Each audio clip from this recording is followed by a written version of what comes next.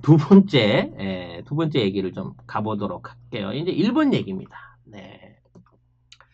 일본이 이제 선진국, 뭐 문화 대국, 뭐 이런 얘기들이 많이 돌았습니다만, G7. 네. 한때는 자기들이 이제 미국하고 G2를 다퉜다고 하죠. 그렇게 까불다가 한번 엎어지고 난 다음에 영원한 불황이 오고 있는 건데, 자, 이 와중에 이제 일본의 여러 민낯들이 드러나는 사태들이 생기고 있어요. 네. 그런 부분을 우리가 좀 한번 얘기를 해봐야 될 것 같아요. 저는 이 국가의 그 어떤 미래, 당위성은 IT가 연관된다고 생각을 해요. 그러니까 앞으로 미래 산업에서 IT와 4차 산업혁명은 이게 이제 빼놓을 수 없는 주제이기도 하고, 그와 관련한, 뭐, 중대한 내용들인 거는 맞는데, 나는 이제 그런 거에 대해서는, 우리 선진국들이 돈들이 많으니까, 뭐, 웬만큼은 지금 해놓고 살 것이다라고 나는 생각을 했어요. 근데 요즘 보면 그 선진국들이 그렇게 돈이 많은 것 같지도 않아요. 돈은 많은데 돈을 제대로 쓸 줄을 모르더라고. 그리고 이제 그와 관련된 뭐 여러 가지 그 준비사항, 그러니까 국가적 인프라지. IT나 이런 국가적 인프라들이 우리나라처럼 기본적으로 돼 있는 줄 알았어요. 그러니까 뭐 인터넷 속도 부분을 떠나서라도 사회 각 곳곳에서 벌어지고 있는 여러 가지 상황들, 뭐 이런 것들에 대한 내용들이 제대로 정리가 돼 있을 걸로 생각을 했는데, 일본은 전혀 아니더라는 거죠. 네. 이러한 일본의 그 대처를 보여주는 것 중에 하나가 이 아날로그 감성이에요. 아날로그 감성. 이게 좋게 말해 네. 감성이죠. 이 아날로그 감성들이 정말 심각할 정도로 발전에 저해가 되고 있더라라는 부분을 이번에 확인하게 됐다는 거죠. 그 감성이 아닐 수도 있어. 놀랍습니다. 아까 컴퓨터가 뻑이 났을 당시에 정리해뒀던 원고가 다 없어졌네요. 일본에 관련된 원고가. 이제 진짜 원고 없이 얘기를 해야 되는 상황이 돼버렸네요. 잠깐만요. 네. 작가님. 응? 거기 있잖아요. 아니 그거 말고 내가 개별적으로 쓴 원고가 다 없어졌네요. 어떡하지? 이거 많이 당황스러운데? 진짜 이거는 이제 뇌피셜로만 해야 되는데. 그래서 두뇌 풀가동. 불가동해야 되는데, 이러한 그 아날로그 감성의 최고의 표본이 뭐냐? 도장이에요, 도장. 일본의 도장 문화입니다. 이 일본 도장 문화의 어떤 핵심을 보여주는 사례가 뭐냐면, 일본의 IT 협회장이 있어요. 인터넷이나 뭐 이런 거 관련된 거를 전반적으로 담당하는 IT 협회장이 일본 도장 문화 협회장을 겸임하고 있습니다. 그러니까 도장을 담당하는 사람이 IT와 관련된 모든 것들을 다 전부 다 같이 총괄하고 있는 거죠. 그러니까 결과적으로 도장을 IT의 한 분야로 생각을 해요. 그래서 이 도장이 결과적으로는 IT의 발전을 심각하게 저해하고 있는데도 이거를 일본은 이게 우리가 감성이다라고 얘기를 합니다. 일본 4차 혁명의 배신이야 진짜. 어떻게 한 대 때렸다고 이렇게 원고가 날아갈 수가 있지? 그래서 일본인들은 기본적으로 도장을 한 4개 정도를 필수적으로 갖고 다녀야 돼요. 첫째는 인감도장이 꼭 필요합니다. 인감도장은 동사무소에 등록해, 우리가 띄는 거랑 똑같은 게, 우리 같은 인감문화가 일본에서 온 건데, 진짜 당황하셨나요? 네, 동사무소마다 인감이 비치가 돼 있어요. 그래서 이 인감은 무슨 용도냐면, 부동산 매매라든지, 동사무소마다 인감이 배치가 되어 그렇죠. 있다고요? 인감의 원본이 배치가 되어 있는 거죠. 그러니까 인감 증명서를 떼기 위해서는 현지 동사무소를 인감을 들고 본인이 방문을 해야 인감을 뗄 수 있는 체제. 우리도 옛날엔 그랬는데 지금 다 이제 이게 전산에서 온라인으로 가고 있거든요. 근데 일본은 그게 안 돼요. 그래서 인감 증명서를 항상 본인이 가서 떼야 되는데, 이 인감 증명서는 이 매매 거래, 자동차나 뭐 주택이나 아니면 뭐 권리금의 양도나 회사의 양도 이런데 꼭 들어가야 되는 도장입니다. 그러니까 일종의 우리가 말하는 공정 시스템 같은 거죠. 그래서 인감 원본이 있어야만 이거를 뗄 수 있기 때문에 인감 도장은 사실 집을 뭐 평생 10번씩 사고 물론 그런 사람도 있겠지만 자동차를 10번씩 사지 않는 이상 쓸 용도가 거의 없는데 절대 잊어버려서는 안 되는 가장 중요한 도장이 인감 도장이 되는 거예요. 두 번째는 개인이 쓰는 이제 막도장들이 쓴다. 막도장. 이 막도장들 같은 경우에 그 어디에 많이 쓰이게 되냐면은 자기 회사라든지 어디 자기가 참여하는 부서라든지 이런 데 가면 일종의 직인을 찍잖아요. 그러니까 회사에 보고서를 올리게 되면 계장, 과장, 부장, 사장 이렇게 돼갖고 직인을 찍게 되어 있는데 이 직인에 들어갈 막도장이 항상 있어야 돼. 같은 도장으로. 그래갖고 그 도장들을 별도로 해서 이게 이제 개인 도장으로 주로 많이 쓰이게 되는 도장인 거죠. 근데 일본의 도장 문화는 굉장히 이제 예의 바른 문화입니다. 그래서 항상 이 도장 안에는 자기 이름이 전체가 다 들어가야 돼요. 일본 사람 이름 몇 자죠? 넉 자죠. 우리나라에도 도장을 넉자로 파는 이유가 사실 그 일본의 문화다라는 얘기도 있는데 일본은 이제 이름이 넉자이기 때문에 도장 안에 이름을 4개로 파요. 물론 2개 있는 사람도 있긴 있지만 대부분 4개니까.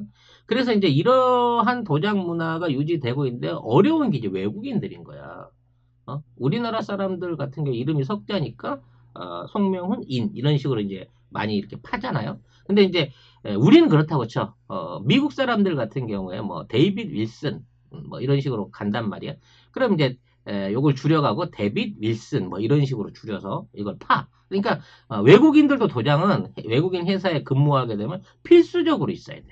그래서 이러한 도장들을 다 갖고 있는데 제일 곤란한 사람이 중동 사람, 아랍 사람들이라든지 무슨 아프리카 사람, 스페인 사람 이런 거 이름이 길거든.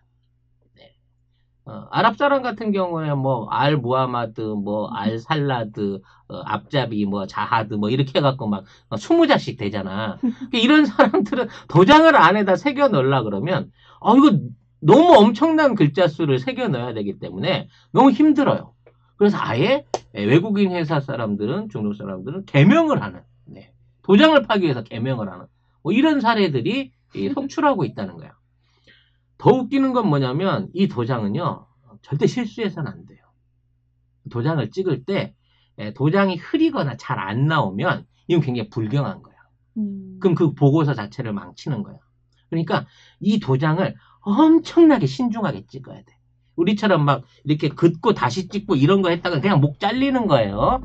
한나에 인쇄한 것처럼 깨끗하게 찍어질 수 있도록 도장을 찍어야 된다는 겁니다. 도장을 찍는 스트레스가 어마어마한 거지. 근데 이걸 스트레스를 해소하기 위해 일본 IT 강국이잖아요. 도장 찍는 로봇가 나왔습니다. 그러니까 도장을 제 위치에 제대로 인장으로 해서 알맞은 압력으로 찍어줄 수 있는 그런 그 도장 찍는 기계가 실제로 보급이 돼서 엄청나게 많이 팔리고 있는 거죠.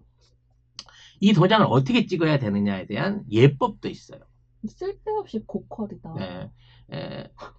그 모든 도장을 찍을 때는 그러니까 밑에 사람 하급자는 상급자를 향해서 45도 고개를 숙이는 모양대로 도장이 이렇게 돌아가 있어야 됩니다.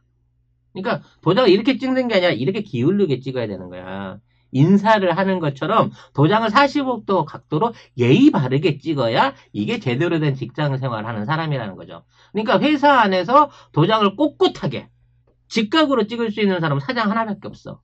나머지 사람들은 계장한테 고개를 숙이고 부장한테 숙이고 뭐 이사한테 숙이고 이런 식으로 도장이 인사하듯이 비스듬하게 찍어야 되는 거예요. 이거를 잘하기가 너무 힘들기 때문에 회사마다 전용 도장 찍는 로봇들을 사가지고 로봇한테 도장을 물리고 서류를 대고 도장을 찍어서 제출하는 이런 사례들이 있다는 거예요. 도장 포기하면 되는데. 그럼 도장 포기하면 되지 않느냐라고 하는데 도장을 포기를 못해요. 어느 정도까지 못하냐면 이번에 이제 재택근무를 하고 있잖아. 일본에서도. 재택근무를 하고 있는데 과장이 전화가 와요.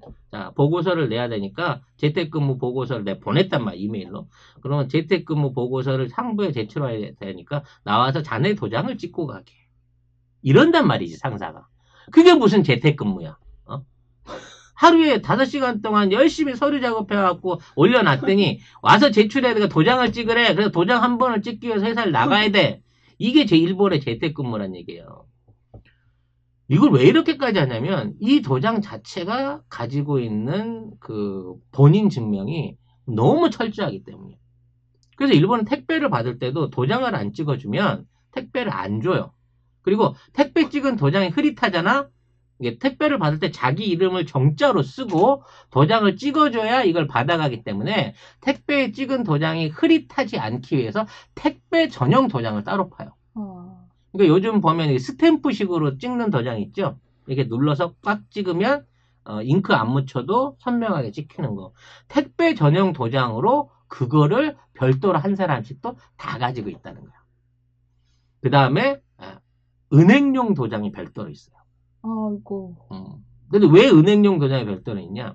은행 업무를 하러 가는데 무조건 은행에서 도장을 찍으라 그러거든.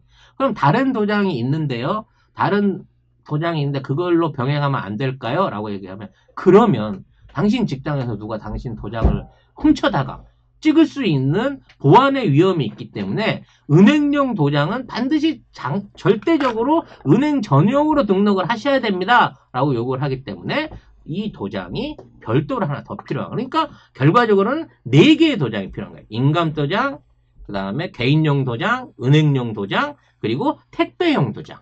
이 4가지가 일본 사람들한테는 필수품이라는 거죠. 그리고 일본은 아직도 모든 관공서에 있는 서류들을 수기로 쓰게끔 만들어요. 수기로. 맞아요. 그러니까 이번에 이제 코로나 관련해가지고 코로나 관련 그 보고서들을 쓰잖아요. 의사들이 무슨 환자가 왔는데 코로나에 대한 의심이 있어가지고 어떤 병원으로 보냈다든지 아니면은 검사를 해봤더니 아니었다든지 뭐 이런 내용들을 보고서로 내게 돼 있는데 이 보고서를 수기로 다 써야 돼. 인쇄를 해서 쓰면 안 돼. 왜냐면 인쇄를 해서 쓰면 그걸 의사가 썼다는 증빙이 안 돼. 그래서 의사의 친필로 이걸 쓰고 의사의 도장을 찍어야 돼. 그래서 의사의 도장이 들어가기 때문에 결국은 그 서류를 어떻게 받느냐? 팩스로 받아요. 팩스로. 네. 이 모든 서류들을 이 첨단 의학시대 이메일을 두고 직접 기한한 문서에 도장을 찍어서 팩스로 접속을 해서 보내야 되는 상황이라는 거죠. 아, 이게 말이 되는 겁니까? 네. 정말 어처구니가 없긴 한데 이게 일본의 현실인 거예요. 지금 팩스 그리고 도장 못지않게 자주 쓰는 게 이제 또 우편이 있거든요. 우편도 마찬가지인데요. 일본의 우편 같은 경우에는 일본의 고유의 국유 산업이었어요. 네. 네. 그러니까 일본이 이제 가장 선미 많고 이게 어려웠기 때문에 우리가 말하는 택배부터 시작해서 뭐 전신환, 그러니까 송금, 그 다음에 그 편지 보내는 거, 물건 보내는 거, 정보, 그 다음에 뭐 해상 화물, 이 모든 것들을 전부 다 우정국, 일본 우정국이 이걸 담당했었고, 이 우정국에 담당한 사업들을 많이 유치했던 데가 미쓰비시였어요. 여기에 대한 배송 관련된 것들을 미쓰비시가 많이 제공을 했었기 때문에 이러한 사업들은 이제 고유한 일본의 국유 사업처럼 유지가 됐었는데 이게 이제 민영화가 돼서 넘어왔어. 민영화가 돼서 넘어오면서 비용이 확 올라버린 거죠. 네. 쉽게 말해서 지금 모든 행정기관이 이 우체국 때문에 정상적인 운영이 안 돼요. 모든 행정서류를 우편으로만 주고받게 돼 있어. 그러니까 개인적으로 배부되는 게 안 돼. 그러니까 내가 예를 들어 주민등록등본을 떼러 동사무소를 가요. 우리 동네 있는데 가면은 우리 동네 사람이니까 원본이 거기 있으니까 거기서는 바로 뗄 수가 있어. 근데 내가 지방에 있어. 그래서 이거를 받으려고 하면 내가 팩스로 신청서를 써가지고 내 그쪽 고향 지역에 있는 쪽에다가 접수를 해갖고 신청을 해야 돼. 그러니까 주민등록 등본을 원격 발행을 해주라는 거를 신청을 해야 돼. 이렇게 신청을 하면 그 신청서를 받아가지고 담당 공무원이 담당 공무원이 이거를 발행을 해가지고 이거를 팩스로 보내주는 게 아니라 우편으로 보내줘요. 네. 그래서 이 내용들이 가갖고 오는데 우편 비용이 200엔 정도가 발생을 해요. 그런데 이게 이제 그 등기부를 발행하는 비용은 또 450엔 정도가 발생을 하거든요. 그러니까 450엔짜리를 원격으로 띄기 위해서 200원 정도의 비용을 부담을 해야 된다는 거예요. 우편 비를. 그러니까 모든 게 우편으로만 처리가 되는 거예요. 그리고 그 일본이 너무 웃긴 게 지금 내가 바로 앞에 내가 있는데도 이거 우편으로 보내세요. 이런 식으로 동사무소에서도 많이 요구하고 뭐 인터넷 신청 같은 것도 우편으로 보내야 되는 그런 단계가 있고 그래요. 그러니까 이번 아베 마스크 같은 경우에 우리가 흔히 얘기하잖아요. 이 아베 마스크를 나눠주는 데 있어서 왜 이렇게 택배비가 많이 들었냐. 그냥 동사무소에 직접 나눠주면 되는 거 아니냐. 일본의 행정 절차 그렇게 나눠주진 않게 돼 있어. 우체국을 통해서 사람이 우체국가 가서 만나가지고 이 물건을 전달해주고 도장을 찾아갖고 와야 이게 제대로 된 그 우편 배송 내지는 그 배달이 끝났다라고 얘네들이 생각을 한다는 거죠. 일본은 지금 엽서로 또 앙케이트 조사를 해요. 지금도 라디오에다 엽서로 이걸 보내고 있더라고요. 그리고 그 우습게도 전 세계에서 팩스를 가장 많이 쓰는 나라가 일본이에요. 그렇습니다. 각 집마다 이 팩스들이 다 연결돼 있어가지고 예를 들어 직장하고 뭐 서류를 주고받는다든지 뭐 이런 것들도 전부 다 팩스로만 하게끔 돼 있는 거예요. 왜? 거기에 친필하고 도장이 들어가야 되니까 이메일로 인쇄된 거를 믿지 않는 거지, 아날로그를. 디지털을 안 믿겠죠. 그리고 또 하나가 뭐냐면 일본의 이제 노인층들이 IT 기계에 대한 이해가 전혀 없어요. 그렇게 되다 보니까 이 IT 기계들을 써가지고 그러니까 쉽게 말해서 자판을 못 치는 거예요. 자판을. 인터넷 자판을 못 치기 때문에 자신들이 필요로 하는 물건을 주문하거나 뭐 이거를 할 때 팩스를 통해 갖고 이걸 주로 한단 말이에요. 그러니까 우리는 모바일 앱을 통해 가지고 음식 주문을 하고 뭐 이런 걸 하잖아요. 근데 일본 노인들은 그 가게, 그러니까 주문 받아야 될 가게에다가 팩스를 보내. 그래서 예를 들어 빵집에 배달을 시켜도 빵집에 팩스를 보내는 거야. 나는 어디에 사는 누군데 모찌빵, 단팥빵 뭐를 갖다 주고 뭐는 포장을 따로 이렇게 해주고 이거는 설탕을 좀 많이 뿌려서 갖다 주세요. 이런 내용들 수기로 쪄갖고 팩스로 보내는 거야. 그래서 이게 귀찮아갖고 모바일이나 이걸로 그 인터넷으로 주문하게끔 바꿨더니 매상이 30-40%가 뚝 떨어져 버리더라는 거지. 뭐 그런 일도 있었죠. 일본에 지금 한국으로 따지면 과기부에 해당되는 그 장관이 자기는 대놓고 이제 컴퓨터를 못한다. 과기부 장관이 저는 컴퓨터를 쓸 줄 모릅니다. 그런 일도 라고 얘기를 고백을 해주시는 그런 분들이 이제 일본의 주요 관료나 자리들을 꽉 꽤 잡고 있으니까 아직도 우체국에 의존을 해야 되고 팩스에 의존을 해야 되는 이 아날로그 감성들이 계속해서 유지가 되고 있다는 거예요. 감성 맞나요? 감성이죠. 그래서 지금도 아까 범위자께 제가 우편 엽서로 이제 신청국 주문을 하는 낭만이 남아있기도 하지만 이와 관련한 서비스들도 직접 가정에다 하고 있대요. 그러니까 예를 들어 이제 오늘의 뉴스 같은 거나 오늘의 일기 같은 것들을 팩스를 통해 가지고 방송국이 이런 그 정리된 뉴스 하이라이트나 그와 관련된 날씨 정보 뭐 이런 것들을 각 가정에다 팩스로 배송해주고 돈을 받는 이런 시스템들이 아직도 유지가 되고 있고 가입자가 수백만에 이르고 있다는 거죠. 그러니까 이러한 것들이 타파되지 않는 이상 지금 뭐 어떠한 방식의 IT적인 접근이 불가한 상황으로 가고 있는 거예요. 그와 관련해서 이거 왜 채팅창이 안 뜨는지 모르겠어요. 여러분들은 채팅을 하고 계신가요? 내가 안 보이니까 알 수가 없네. 어떻게 이럴 수가 있지? 네, 채팅하고 계시죠? 네. 이거 하나 드려요? 네. 저는 안 보여요. 네. 뭐 안 보이면 어떻겠습니까? 제욕만 안 하시면 되지. 네. 상당히 진짜 네. 뭐 해볼라 그러면 이렇게 말썽이야. 네. 이거 하나 드려요? 됐어요. 네. 그래서 이 일본이 일본이 이러한 아날로그 감성에 입각해갖고 만들어내는 물건마다 빵빵 터지는 물건들이 이제 막 생산을 해내고 계시죠. 가장 대표적인 게 이제 아베노 마스크 같은 거죠. 난 진짜 이 사진만 보면 아베가 너무 귀여워서 참을 수가 없는데 없네요 사진도. 다 어디 간 거야 도대체 파일들이. 네. 이 아베노 마스크가 너무 작잖아요. 아베노 마스크가 너무 작아가지고 그 아베노 마스크를 쓰고 얼굴 전체가 덮어지는 거를 인증샷을 올리면 소두다, 얼굴이 작다라고 하는 일종의 이제 그 인증샷이 된다고 합니다. 그래서 아베노 마스크를 쓰고 그게 얼굴이 다 들어가는 사진을 찍는 인증샷이 유행을 하고 있는데 이런 아베노 마스크도 공급이 부족해가지고 제대로 된 마스크가 없다 보니까 지금 새롭게 등장하고 있는 게 골판지 마스크, 골판지 마스크. 네. 골판지 너무 좋아하죠. 자기 친형이 골판지 회사를 해서 그런지 모르지만 이런 그 골판지 마스크들을 생산해갖고 쓴단 말이에요. 모양은 이쁘네.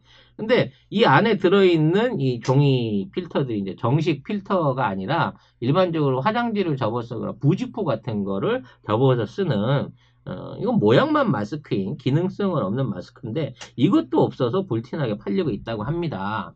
이렇게 되다 보니까 일본 정부가 과감하게 나가는 거죠. 맞습니다. 이 스폰지 투구를 생산하기 시작한 거예요.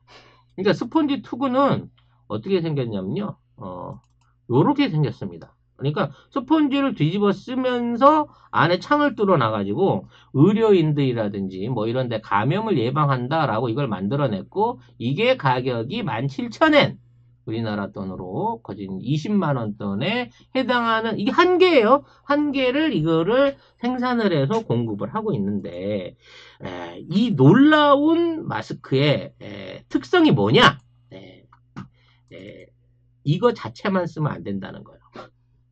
이게 이거를 쓰고 안에 마스크를 같이 착용을 하라는 거지.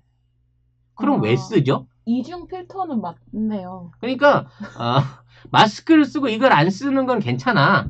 어차피 마스크를 썼으니까. 근데 이것만 바로 쓰면은 감염의 보장을 할 수 없으니 이걸 쓰실 때는 항상 마스크를 같이 쓰세요라고 얘기하는 거죠. 이거를 쓰게 되면 고개를 숙이거나 이랬을 때 이게 벗겨지지 않습니다고 사용해를 꺼내 놓은 건데 아니 이게 결과적으로 이걸 20만 원 주고 사가지고 안에 마스크까지 뒤집어 쓸 거면 이 더운 여름에 이걸 왜 만들었냐고. 근데 이것도 물건이 없어서 안 팔릴 정도로 불티나게 팔리고 있다. 정말 그 놀랍다고밖에 얘기할 수 없는 뭐 이런 거예요. 네.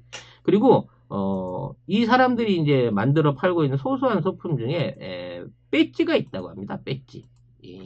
이 여기다가 나는 알러지 환자입니다라고 하는 배지를 판대요. 그러니까 이 일본은 꽃이 많고 또 이 더운 여름에 야외 활동이 많다 보니까 꽃 알러지 있는 사람이 전 인구의 한 15% 가까이 된대. 네. 그러니까 꽃가루만 날리면 재채기나 기침을 하는 거야. 알러지 때문에. 사람들이 저 사람이 기침하면 저 코로나 환자인가? 라고 의심할 수 있기 때문에 사람들이 스스로 여기다 배지를 차고 다니는 거예요. 나는 알러지 환자입니다. 꽃가루 알러지 환자입니다고 이걸 붙이고 다니는 너무 예의 바르지 않습니까? 그러네요. 이런 아이디어 상품들이 계속해서 등장을 하고 있다는 거죠. 뭐 늘 여러 번 말씀드렸습니다만 이 골판지 침대에 관한 내용들은 뭐 진즉부터 말씀을 드렸고요. 이 회사가 이제 아베 친형이 하는 회사였다라는 말씀 드렸잖아요. 네. 이게 이제 동일본 대지진 때 한번 써보고 야, 이 골판지의 용도가 이렇게 쓰일 수 있구나라는데 판단을 해가지고 이걸 구호용품으로 엄청나게 많이 생산을 했었나 봐요. 근데 이거를 쓸 데가 없는 거야. 그 후로 그만큼 규모의 큰 지진이 안 났거든. 이렇게 되다 보니까 올림픽 선수촌에 넣으려고 한 거였고 그러다 보니까 그 내구성이면 다 부서진다 라는 욕을 처먹고 올림픽이 연기돼서 그럼 저걸 어디다 쓰나 했더니 공항에다 이걸 깔아주고 요런 방식으로 일종의 이제 숙박시설을 해놓은 거죠. 칸막이까지 해놨는데 이거 간격이 너무 가까워요. 근데 요 숙소가 하루에 17만 원이래요, 우리나라 돈으로, 사용료가. 뭐, 샤워실이나 화장실은 공용으로 해야 되고, 어머. 이런 식으로 공개를 해놓으면, 결국은 화장실 왔다 갔다 하다가, 이 전부 다 서로 이렇게 감염되는 거 아니겠어요? 네. 뭐, 이런 거를 만들어내고 있다는 거죠. 그리고, 골판지를 응용한 이 가림막. 그러니까, 내가 일하고 있는 공간을 들여다볼 수 없게끔 골판지로 가림막을 만드는 일종의 이제 골판지 가림막이 많이 유행을 하고 있고, 그 다음에 골판지 개인용 날개가 있어요. 이건 뭐냐면, 멜빵처럼 이렇게 해가지고 자기 등 뒤에다가, 골판지 판넬을 이따만하게 만들어서 거는 거야. 뒤에다 메고 있는 거야. 왜요? 내가 하고 있는 컴퓨터 화면을 뒷사람이 못 보게 하려고. 그래서 이런 골판지를 활용한 아이디어 상품들이 불편하게 팔리고 있다. 정말 일본은 정말 대단한 감성이구나 라는 생각을 해보게 돼요. 이렇게 사업화할 게 그렇게 없을까? 그러게 말이에요. 그래서 이와 관련해서 무슨 뭐 키트라든지 뭐 여러 가지 보안 관련한 제품들을 만들어 보려고 하면 너무 복잡한 거야. 다른 업체들하고 협업 관계를 하고 거기에 관련된 내용을 주고받고 회의를 통해서 가고 이렇게 하다 보니까 우리나라 질병본부가 키트 개발하고 이거 하는 데는 3개월이 안 걸렸거든요. 이 사고가 본격적으로 시작되고 나서 일본은 이걸 통상적으로 하기 위해서는 최소 1년에서 2년 정도의 시간이 필요하다는 거야. 그래서 일본은 지금 손소독제 있잖아요. 손소독제를 자체적으로 만들거나 수입을 하려고 해도 손소독제 수입에 관련된 임상 실험이죠. 일종의 안전 실험을 거치는데 1년이 걸린대요. 그래서 수입산을 쓸 수가 없다는 거야. 한국산 손소독제를 갖다 주려고 하더라도 그게 출고되기 위해서는 여기에 관련한 안전 인상 검사를 해야 되는데 이게 1년이라는 거지. 그럼 우리나라처럼 아니 그거 해제해 주면 안 돼요. 안 돼요. 그거 해제해 줬을 때 누가 책임지라고요. 저는 그거 책임 못 져요. 이렇게 되다 보니까 한국의 또는 중국의 그 많은 임상 소독제라든지 이런 것들을 구할 수가 있는데도 쓸 수가 없는 지경에 와 있는 거야. 아무도 책임을 안 지니까. 그래서 대안으로 내놓은 게 아베 친구네 회사의 삭개를 가지고 삭개를 고농도로 해가지고 이걸로 해서 손을 씻으세요라고 얘기를 했는데 삭개를 뽑아보니까 그 농도가 잘 안 나와. 그리고 가격이 너무 비싼 거야. 삭개 자체 원료가 쌀이다 보니까 가격이 너무 비싸잖아요. 그래서 러시아산 보드카를 수입해가지고 그걸로 손을 씻자라고 하는 정말 참신한 아이디어를 내놓고 있는 거죠. 그래서 러시아 보드카 수입이 급증하고 있다. 무슨 용도로? 손 씻는 용도로. 네. 내 생각에는 이거 수입해서 다 마신다, 승질 나가지고. 일본 사람들. 네. 아무튼, 이러한 일본을 전체로 관통하고 있는 아날로그 갬성, 그리고 그와 연관되어 있는 산업들, 그리고 그 산업에 종사하고 있거나 이득을 보고 있는 일본의 나이 든 사람들, 거기에 익숙해져 있는 사람들 때문에 이 자체가 타파가 안 돼요. 앞으로 IT가 다시 일본에 전파가 되고 이거 확대가 된다고 하더라도 그 노인층들은 인터넷을 쓰거나 휴대폰 앱으로 뭔가를 하거나 또 그러한 스마트폰을 가지려고 하는 어떠한 노력도 보이지 않을 거라는 거야. 평생 나는 이러고 살고 가겠다라고 간다는 거지. 그러니까 일본의 인터넷 보급률 30%에서 더 이상 늘어나지 않는 거예요. 일본의 모바일 핸드폰이 속도가 우리나라보다 좋다, 동경은 더 빠르다, 이런 얘기를 하고 있는데, 그러한 빠른 속도에도 불구하고 접속해서 이걸 쓰고 있는 전체 인구는 일본의 젊은층들 25%, 30%에 지나지 않고, 나머지 사람들은 공짜 와이파이가 있다고 하더라도 이용할 줄도 모를 뿐더러, 이 공짜 와이파이를 쓰기 위해서는 엄청난 약관들의 이 터치를 통해 갖고 자기를 해야 되거든. 자기 이름 적고 주소 적고 전화번호 적고 직업 적고 뭐 적고 거기 보안 관련된 사람 다 동의하고 한 5, 6페이지를 읽어 나가면 왜냐면 안 읽으면 체크를 못 하게 돼 있어요. 맞아. 이렇게 긁어 올려가지고 스크롤 해갖고 읽어야지. 우리처럼 전체 동의 한건 이게 없어. 맞아. 전부 다 스크롤 5, 6장을 하고 딱 눌렀는데 에러가 나.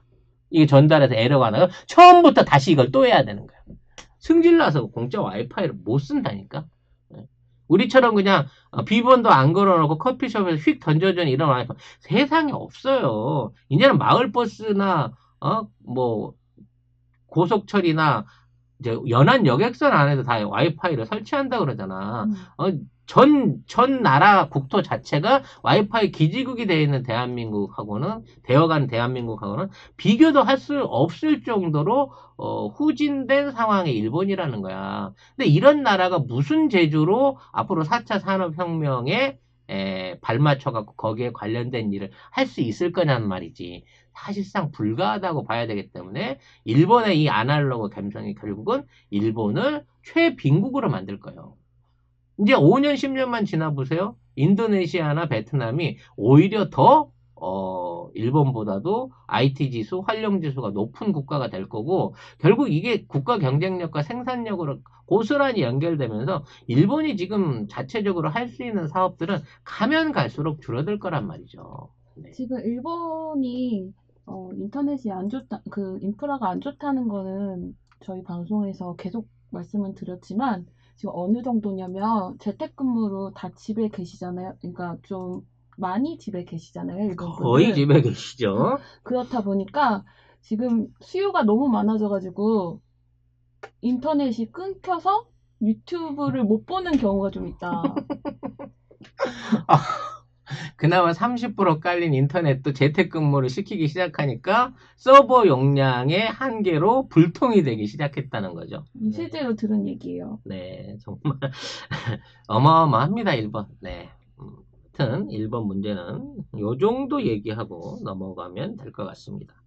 관련해서 제가 그 많은 자료들을 좀 준비를 했었는데요. 사고를 통해서 원고가 날아가는 바람에 제가 더 이상 해드리지 못하고 여기서 접음을 여러분들이 이해해 주시기 바라겠습니다.